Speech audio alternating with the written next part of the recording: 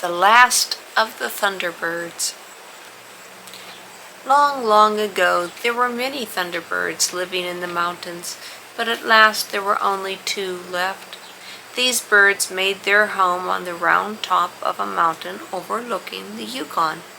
They hollowed out a great basin on the summit for a nest, and from the rocky rims they could look down upon a village in the riverbank. From this perch, the Thunderbirds, looking like a black cloud, would soar away, bringing back to their young a reindeer in their talons.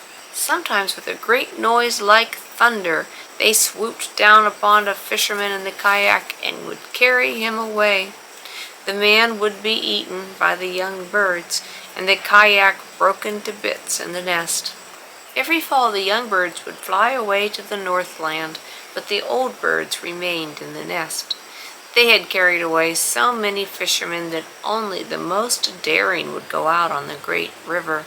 One day, when a fisherman went to look at his traps, he cautioned his wife not to leave the house for fear of the Thunderbirds. During the morning, she needed fresh water, so she started out for the river.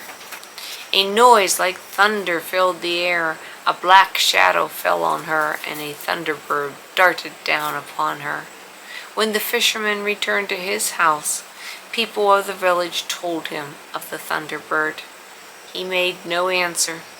He took his bow and a quiver full of arrows, and he started for the mountains. When he reached the rim of the great nest, he looked in. The old birds were away. The nest was full of young eagles with fiery, shiny eyes and shrill cries. The hunter fitted a war arrow. The string twanged, and the arrow killed a young thunderbird. So the hunter killed them all. The hunter hid behind a great rock near the nest. When the old birds came home, the thunder of their wings was heard even across the great river. The cries of their rage frightened the villagers on the river's bank. The mother bird swooped down upon the hunter beside the rock. Quickly he fitted a war arrow. The string twanged, and the arrow bit deep into her throat. Then the mother bird, flapping her wings till the hills shook, flew away to the Northland. The father bird circled overhead and then swooped down at the hunter. The hunter crouched down under the rocks, and the thunderbird only caught the rock. The hunter fitted a war arrow in his bow. The string twanged, and the heavy war arrow bit deep under the great wing.